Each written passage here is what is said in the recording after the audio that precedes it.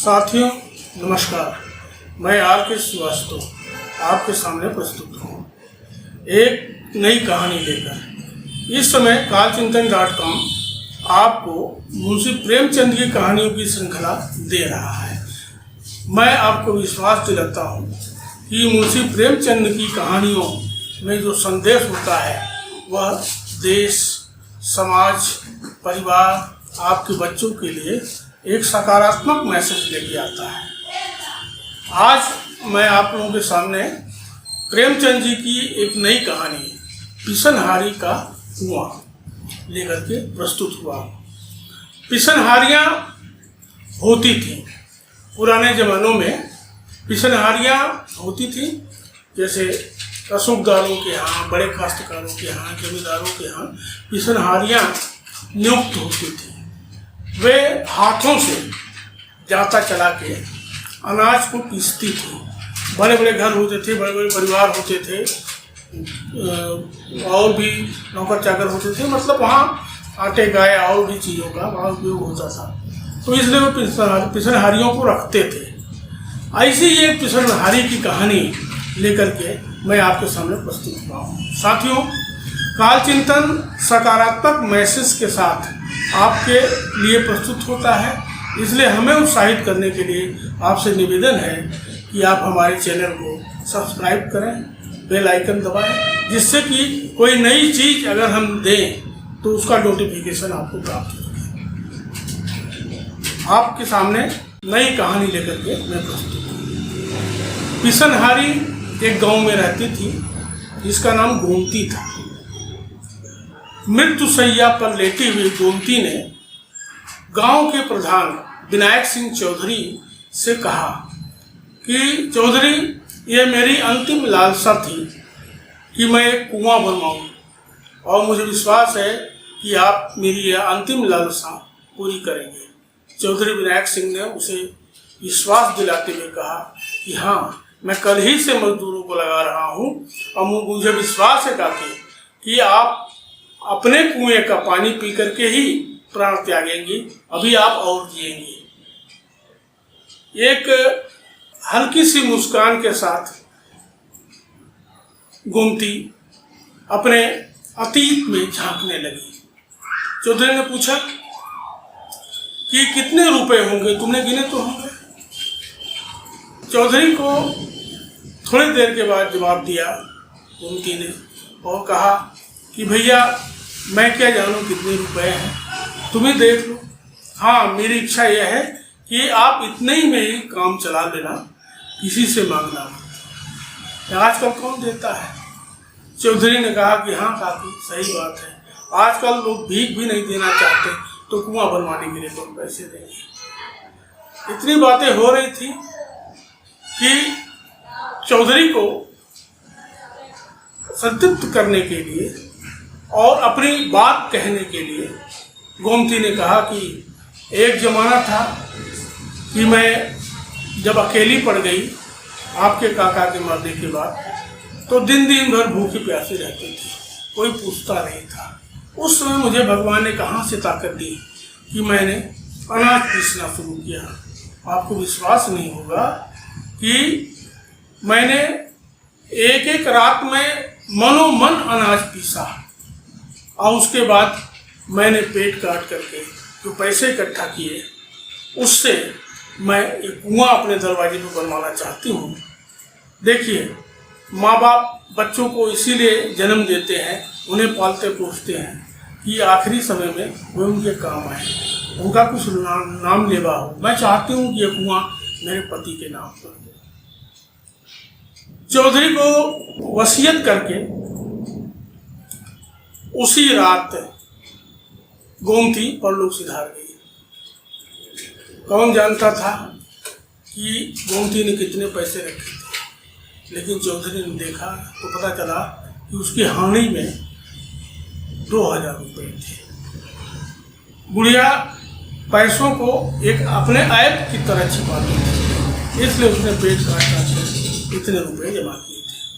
गोमती के मर जाने के बाद चौधरी ने बहुत पैसे उसके क्रियाक्रम में नहीं खर्च किए, कम ही में क्रियाक्रम किया और उसके बाद बचे पैसे को रख करके अपने पुत्र हरिनाथ से वे कुआं बनवाने के संबंध में बात करने लगे। उन्होंने चूना पत्थर ईंटा ये सब की बात हरिनाथ से शुरू की। हरिनाथ जो है वो अनाज का व्यापार करता था। कुछ देर वो उनकी बात सुनता रहा। उसने फिर कहा कि क्या कुआं अगर 2-3 महीने बाद बने तो क्या कोई हर्ज है? चौधरी ने कहा कि हर्ज तो नहीं है, लेकिन ये पैसा दूसरे का है, इसलिए मैं चाहता हूं कि इसका कुआं ही बने और पैसा इधर उधर न हो जाए। हरनाथ ने कहा कि आजकल बाजार अच्छा है और अनाज का व्यापार मेरा चल ही रहा है, दुकान मेरी है ही है। आप अगर ये पैसे मुझे दे दें तो मैं कुछ और अनाज भर करके दुकान को और बढ़ा सकता हूँ, व्यापार होगा तो उसका लाभ होगा, मैं आपको ब्याज भी दे सकता हूँ, सूद भी दे सकता हूँ। चौधरी बेटे की बात सुन करके कुछ सोचने लगे। फिर उन्होंने कहा कि नहीं, ये मुझे अच्छा नहीं लगता, क्योंकि मान लो कि व्यापार में घाटा हो जाए तो क्या करोगे? अगर अनाज को घून ही लग जाए तो क्या करोगे? अगर कोई मुद्दई घर में आग ही लगा दे तो फिर हम कहाँ के रहेंगे? कुआं तो बनवा नहीं पाएंगे। हरनाथ चिढ़ करके बोला कि घाटा कहाँ होता है? अब जब घाटे की बात करते हैं आप, तो मैं कहता हूँ कि हो सकता है कि कोई चोर ही अनाज उठा ले जाए, या जो जिस दीवार के अंदर, जिस बाउंड्री के अंदर अनाज रखा हुआ है गोदाम में, वो दीवार ही गिर जाए। हरनाथ की बात सुन करके अब चौधरी के पास कोई दलील नहीं थी। एक कमजोर सिपाही की तरह ताल ठोक कर वे मैदान में उतरे जरूर थे, लेकिन जब तलवार की चमक देखी तो हाथ पैर ढीले पड़ गए। फिर उन्होंने कातर भाव से कहा कि कितने रुपए चाहिए?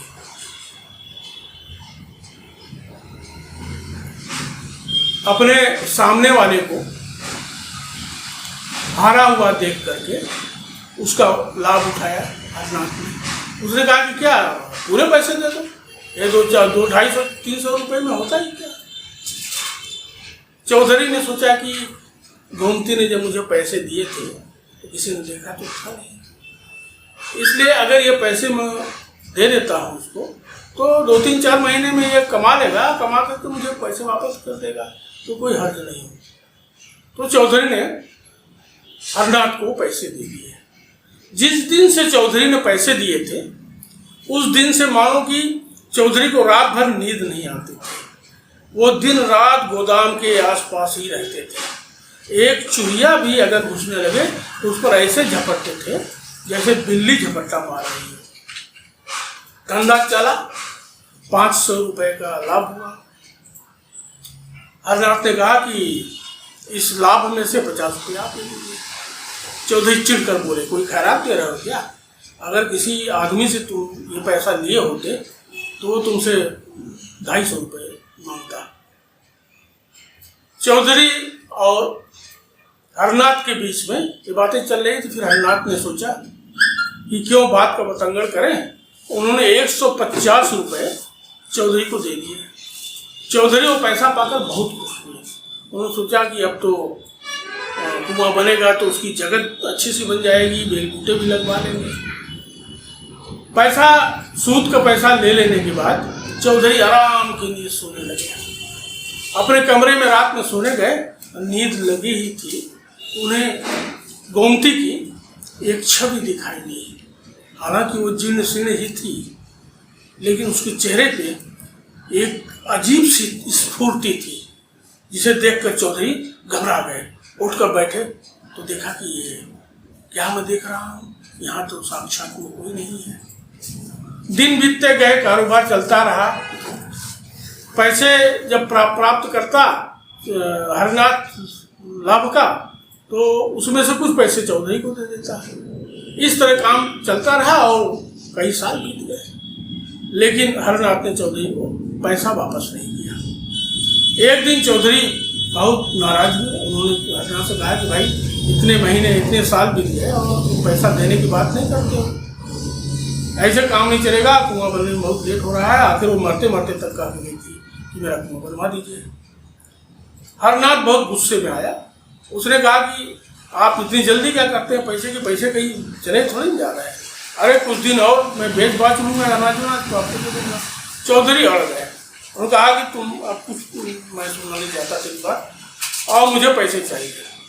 हरनाथ गुस्से में उठा, ताव से हला करके उनके सामने 2000 रुपये पटक दिए। चौधरी ने कहा कि पैसे तुम्हारे पास थे। हरनाथ ने कहा तब क्या, अनाज बेचता हूँ तो पैसे नहीं रहेंगे। चौधरी ने फिर अपने बेटे से कहा कि ऐसा करो कि 500 रुपया मुझे दे दो, बाकी तुम अपना धंधा कर दो। हरनाथ नहीं तैयार हुआ।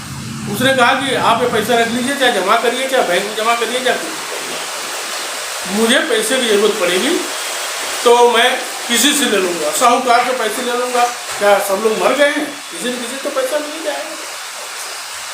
हरनाथ ने ये बात ताव में कहा तो जरूर दी, लेकिन उसके मन में दूसरी शरारत सूझ रही। एक साजिश के तहत उसने एक योजना बनाई। जब रात में चौधरी अपने कमरे में सो रहे थे तो हरनाथ धीरे से उनकी कुंडी खोल करके उनके कमरे में घुस गया।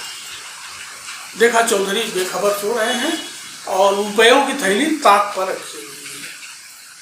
वो धीरे धीरे बढ़ा और जो ही रुपये की थैली को पकड़ना चाहा, देखा कि दोनों थैली को हाथ में लेकर के गोमती खड़ी हुई है और विचित्र नेत्रों से उसे देख रही है।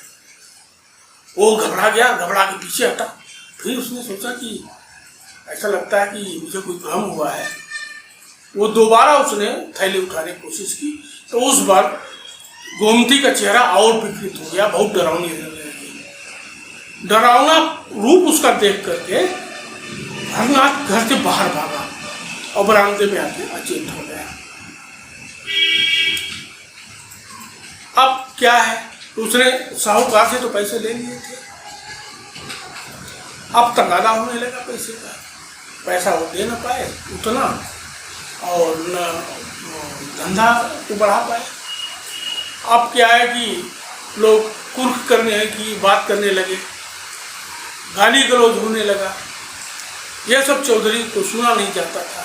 एक दिन किसी व्यापारी के मुसलमान आदमी ने, नौकर ने आकर के चौधरी के घर के सामने बहुत गालियाँ दी हरनाथ को। चौधरी को बर्दाश्त नहीं हुआ, लेकिन उन्होंने सोचा कि मैं तो दुकान में बैठता नहीं हूँ तो मुझसे क्या मतलब। लेकिन उन्हें तकलीफ होती थी क्योंकि हरनाथ को जो भी पैसे मिलते थे, जो भी चीज़ें सहायता के लिए मिलती थी, वो सब चौधरी के नाम पर ही मिलती थी। इसलिए कि चौधरी जो है गांव में एक ईमानदार इंसान थे। शाम को जब वो खाना खाने बैठे तो उनकी पत्नी से तू मैदा होने लगा पैसे के लिए। पत्नी ने कहा कि क्या हो रहा है, इतना बातें हो रही हैं और आप कैसे बर्दाश्त कर रहे हैं। तो उनका मैं क्या करूँ, मेरे वजह से सब हो रहा है क्या।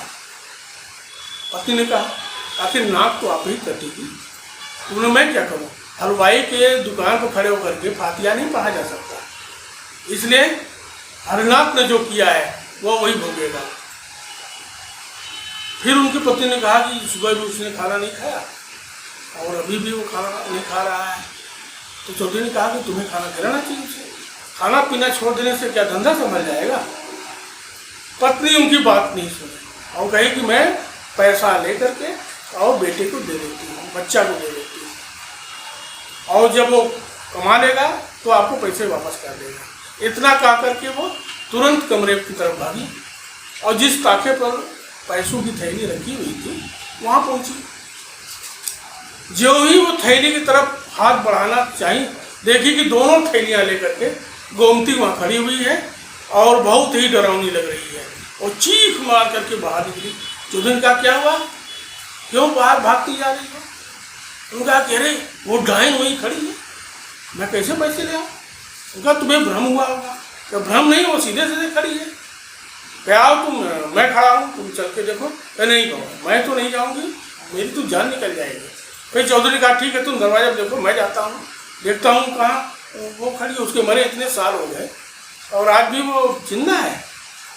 चौधरी गए और वहाँ उन्होंने रुपयों की थैली से उठाई, कहा कहाँ है।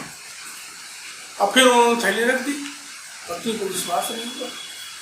बाहर आए तो पत्नी ने कहा कि इसी तरह बच्चा भी कल आपके घर कमरे में गया था, उसे वहाँ भी उसे दिखाई दी वो डायन। तो उसने कहा कि वो मेरे कमरे में क्यों गया था? कहा कि कुछ धंधे पे लेकर के सलाह मशवरा करना था, इसलिए वो कमरे में गया था, लेकिन उसे भी डायन दिखाई दी, वो भी भागा। चौधरी के समझाने पर दोबारा उसकी पत्नी उस कमरे में गई पैसा लेने, लेकिन दोबारा जब पहुंची तो भयानक रूप, और भी भयानक रूप गोमती का देख करके वो चिल्लाड़ मार कर भागी और आकर के हाँफने लगी। उसके शरीर इस तरह कांप रहे थे कि सितार के तार कांपते हैं। उसी समय हरनाथ आ गया वहाँ पे। उसने कहा माँ क्या है, क्या हुआ? माँ ने बताया कि ऐसा ऐसा हुआ। उसने कहा कि इस घर में भूत आ गया है, गोमती का प्रेत आ गया है, किसी भी तांत्रिक को बुला करके बात करनी चाहिए। तथा हरनाथ सिंह की बातें चल रही थी। इसी बीच चौधरी ने हरनाथ सिंह से पूछा कि क्या कुर्क अमीन आया था क्या? चौधरी की बात का उसने कुछ सीधा सीधा जवाब नहीं दिया। फिर वो आंगन की तरफ मुंह करके ऐसे बोलने लगा जैसे हवा से बातें कर। उसने कहा कि अगर मैं जेल में ही चला जाऊंगा तो क्या होगा?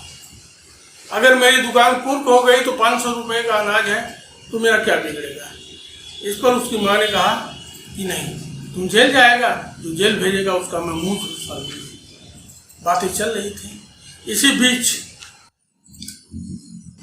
आवाज आई दरवाजे पर से। तो चौधरी ने पूछा कि कौन है? तो हरनाथ से पूछा कुर्क अमीन। चौधरी ने कहा कि कुछ पैसा दे करके मामला नहीं हो जाएगा अभी। हरनाथ ने कहा कि उसके साथ व्यापारी भी आया हुआ है, इसलिए कुछ भी देने लेने से काम नहीं होने वाला है। चौधरी ने पूछा कि कितने रुपए की कुर्की है? तो उसने कहा कि 1200 रुपये की कुर्की है।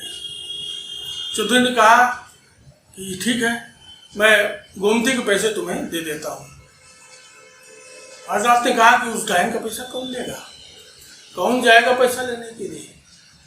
चौधरी ने कहा कि तुम्हें जाने की जरूरत नहीं है, मैं तुम्हें पैसे दे देता हूँ। चौधरी कमरे में गए और 1200 रुपये निकाल करके उन्होंने हरनाथ को दे दिए। शाम होते होते पूरे 2000 रुपये निकल गए, सब हरनाथ के पास पहुंच गए। कहानी खत्म। इस तरह 12 साल बीत गए। चौधरी विनायक सिंह भी पल्लू सिधार गए, धंधा चौपट हो गया, सारा नुकसान हरनाथ ने कर दिया। वो फिर जुए खेलने लगा, सारा मामला चौपट हो गया, घर के बर्तन जेवर सब बिक गए।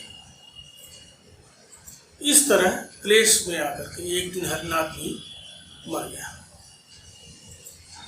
पति और पुत्र के मरने के बाद पत्नी भी ठीक ठाक नहीं रहती थी, बीमार रहती थी। एक बार बहुत बीमार पड़ी और दवा दारू के अभाव में उसकी भी मौत हो गई।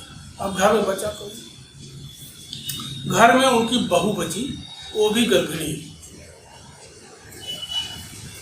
सास ससुर के मरने के बाद, पति के मरने के बाद वो लोगों की दया पर निर्भर रहने लगे। उस दिन उसने कपड़े सिले गांव वालों के और उससे अपना खर्चा चलाने लगी। उसे आसरा था कि अगर उसका बेटा होगा तो उसका हाथ थामेगा, लेकिन उससे बेटी हुई, सारी उम्मीदें उसकी जाती रही। उसने बेटी को कभी भी छाती से नहीं लगाया। गांव की महिलाओं के कहने पर जब उसने उसे छाती से लगाया तो उसकी छाती में एकदम धूप नहीं थी, इसके शरीर में रक्त की एक बूंद का भी धूप नहीं था। उसका मन, उसका हृदय सहस्त्र नेत्रों से रुदन करने लगा। वो उसकी भोली भाली दया वाली मुखाकृति देख करके, याचनामय चेहरा देख करके वो बहुत ही दुखित रहने लगी। उसकी आंखों से जो आंसू बह रहे थे वो उसको उसी तरह सिंचित कर रहे थे, रंजित कर रहे थे जैसे चंद्रमा अपने प्रकाश से पुष्प को रंजित करता है, इस तरह जीर्ण शीर्ण गर्भिणी बहू भी एक दिन परलोक सिधार गई। गाँव वालों ने आकर देखा कि वो फर्श पर पड़ी हुई है और बेटी उसकी छाती से लिपटी हुई चूस रही है उसके स्तनों में। बेटी बची तो वो भिक्षा पर निर्भर रहने लगी। गाँव में कोई बुलाए खिला देता था, इस तरह थोड़ी बड़ी हुई। उसके बाद वो घास करने लगी, घास उखाड़ने लगी। घास दिन भर घास उखाड़ती और शाम को उसको बेचती, उसे खाने के लिए कुछ मिल जाता। जो भी कोई काम कहता वो कर देती, वो उसके भोजन के लिए हो जाता।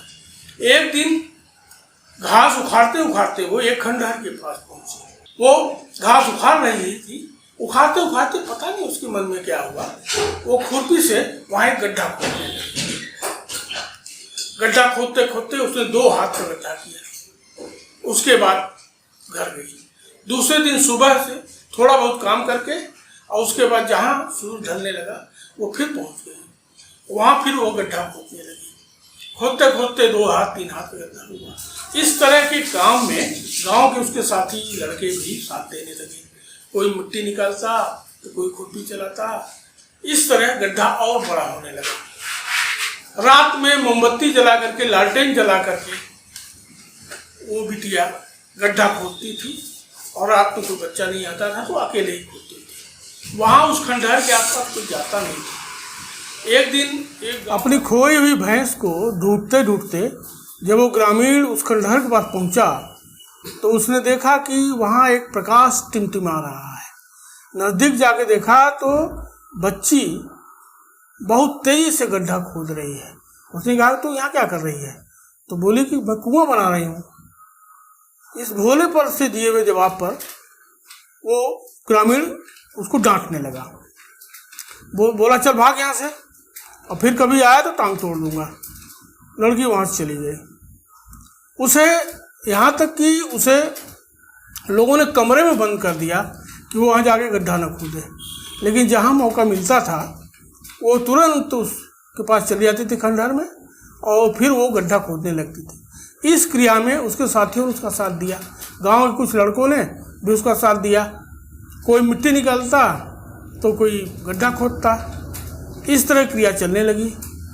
लड़की दिन भर काम करती और जहाँ सूरज ढलने लगता उसके बाद वो आकर के फिर वही गड्ढा खोदने लगी। गाँव वालों ने जब लड़की की इतनी लगन देखी तो उनका मन भी भर आया। ग्रामीण सामान्यतया श्रद्धालु होते हैं। उन्होंने सोचा कि बच्ची के अंदर ये लगन है तो चलो ठीक है, क्यों ना कुआं बनवा देते हैं। फिर ग्रामीणों ने उसका साथ दिया और कुआं खुदने लगा। जब कुआं ग्रामीण खोद रहे थे तो लड़की ईंटें पाथ रही थी। लोग कुआं खोदते खोदते थक के घर चले जाते थे, लड़की नहीं जाती थी, वो ईंटें पाथती रहती थी। एक दिन लड़की की लगन, उसके भाव और ग्रामीणों के सहयोग ने रंग दिखाया और कुआं बन के तैयार हो गया। लड़की के पाथे हुए ईंटे से उसकी जगत बनी, पक्की जगत बनी। उस दिन लड़की के खुशी का कोई ठिकाना नहीं था। वो उस जगत पर लेट गई, गाने लगी, झांकने लगी। रात में वो उसी जगत पे लेटी रही, सो गई। सुबह जब ग्रामीणों ने देखा तो पाया कि लड़की नहीं है, लड़की की लाश यहाँ पे है। लोग ये कहने लगे कि यह गोमती का ही पुनर्जन्म था। इसलिए उस कुएं का नाम पिसनहारी का कुआं रखा गया। धन्यवाद।